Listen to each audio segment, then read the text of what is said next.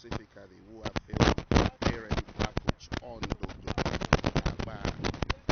Keren was a 14-year-old student of Premier Academy Luque when he was in the boarding house. Very sadly, on the 22nd of June 2021, Keren took very ill.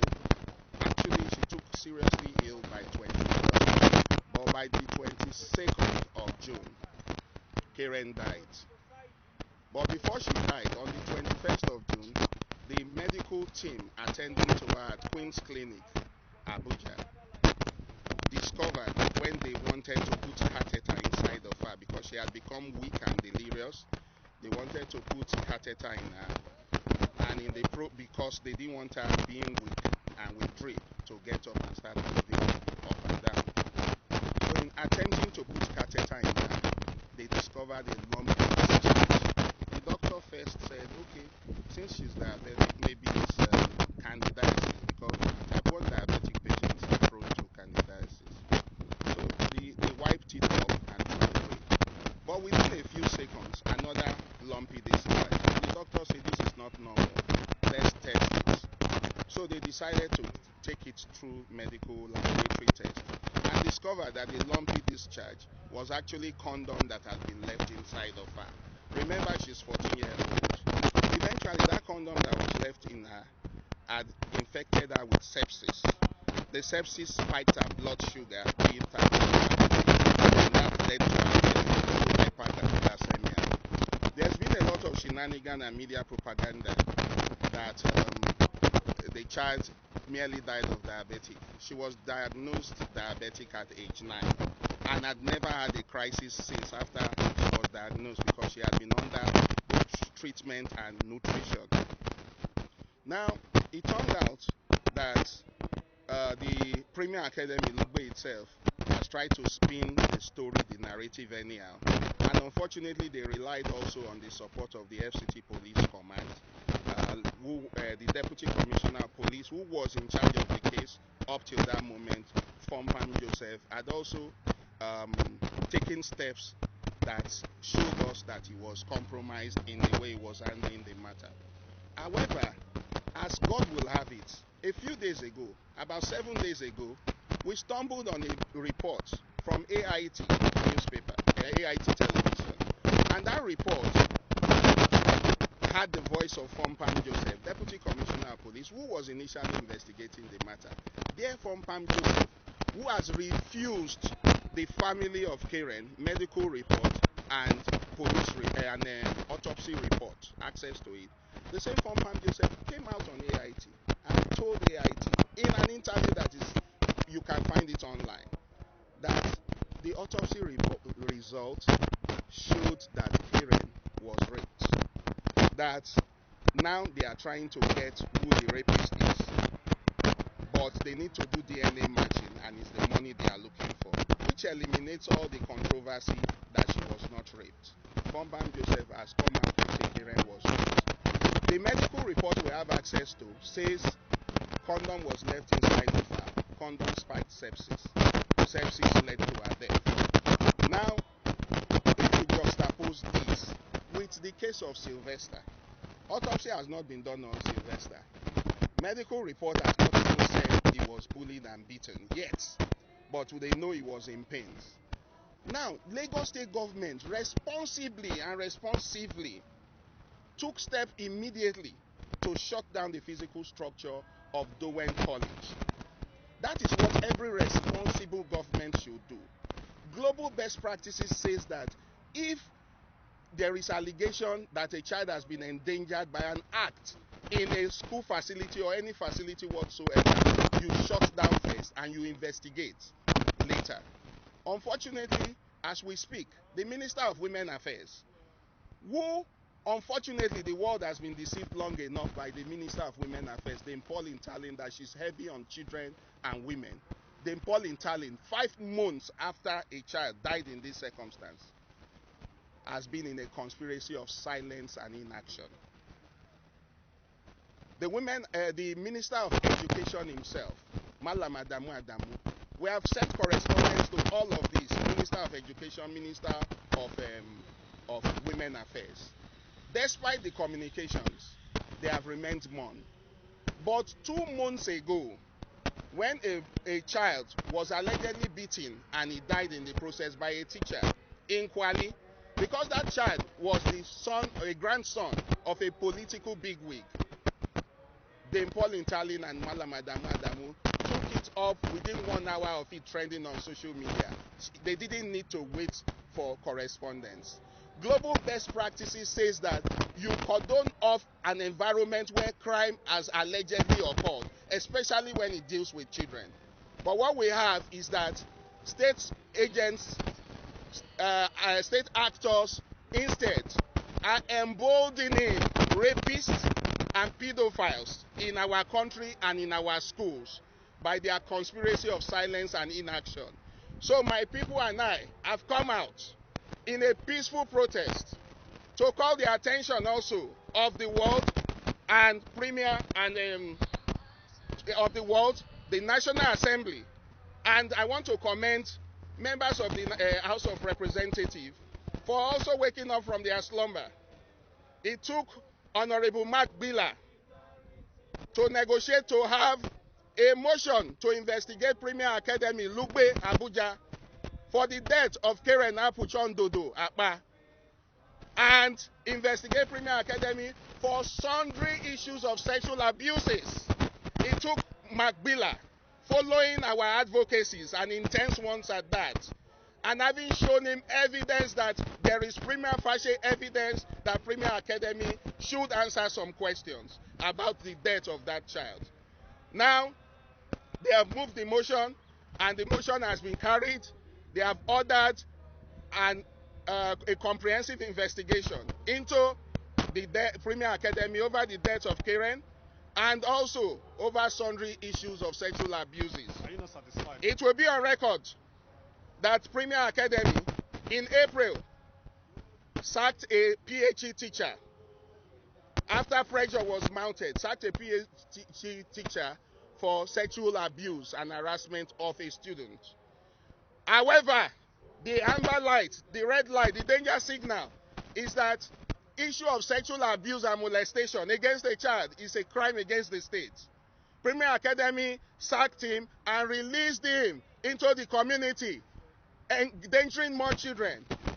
The practice is, as soon as you arrest somebody or catch somebody of that, you hand over to the police station. They fail to hand over. They are all always eager to cover their image. Pedophilia, sexual abuse and harassment occur in almost all schools in our country. The only problem is how you deal with it or fail to deal with it. Premier Academy owe the society a duty that when you catch a pedophile, you hand over the pedophile to the police for processing and for handing over to law enforcement for trial proper. So we continue to call out ministers who have emboldened rapists and pedophilia in our country and in our schools. That is why we are calling out today against Dame Paul Intalin, against Minister of the FCT, whose name I do not know because, of course, he has been very comatose in his performance. And, of course, the Education Minister, Malam Adamu.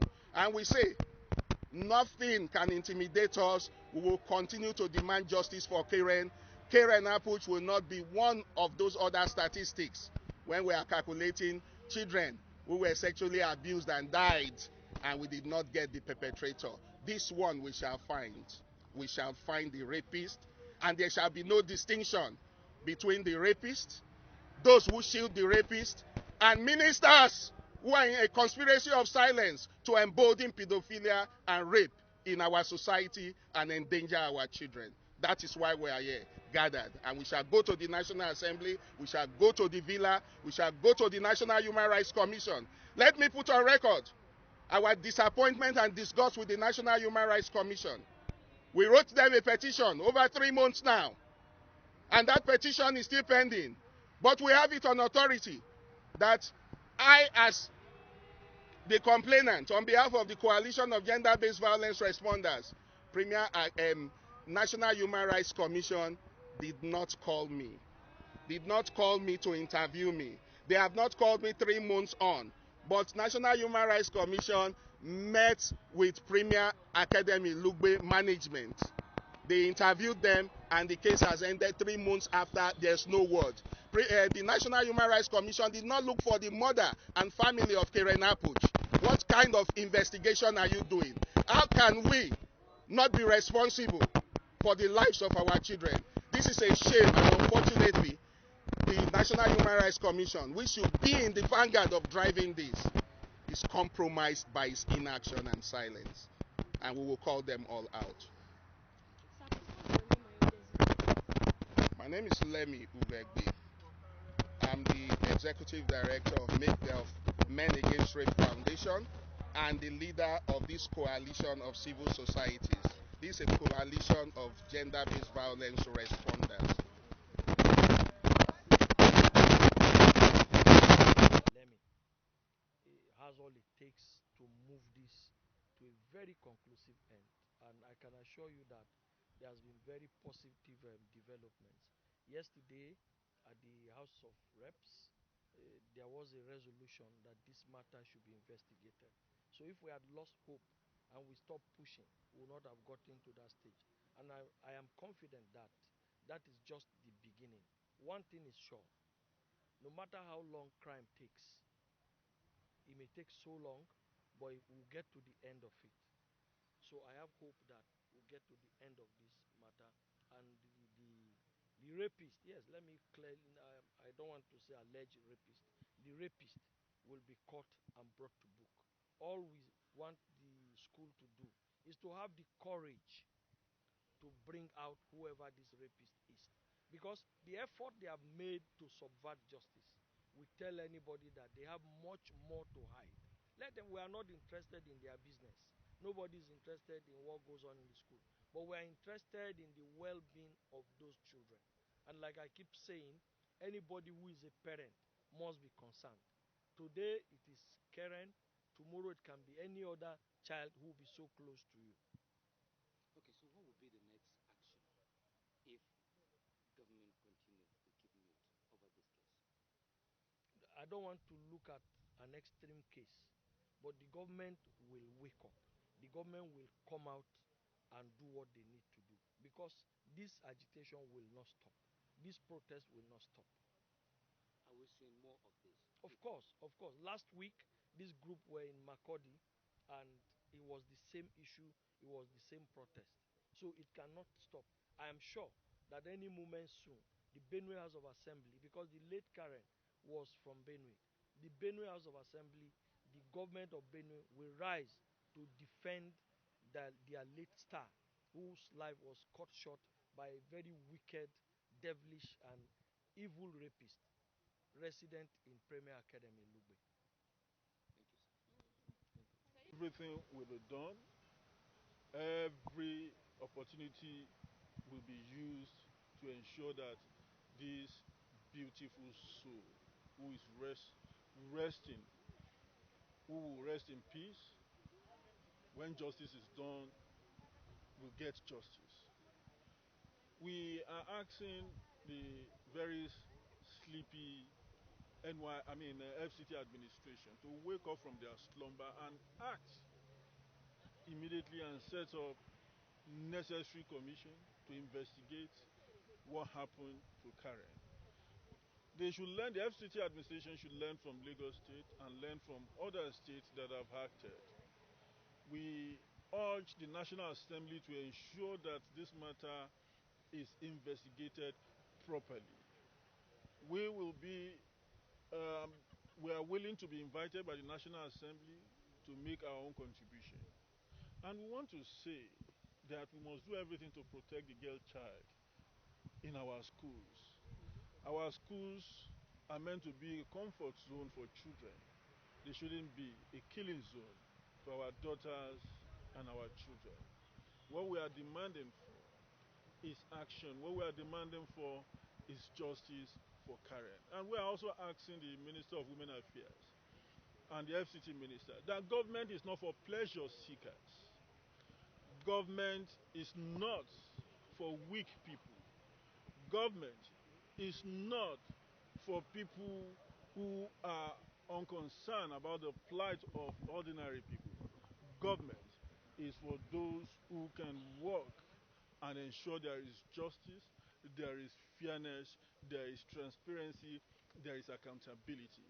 In the case of Karen, the FCT administration must use this as a lesson to others that henceforth no daughter should be raped, no girl should be harassed, not just at the primary school but in secondary school, in all our schools. We want the FCT administration to show that indeed they believe in the girl child. We want the minister to believe that he has a respect for his own daughter.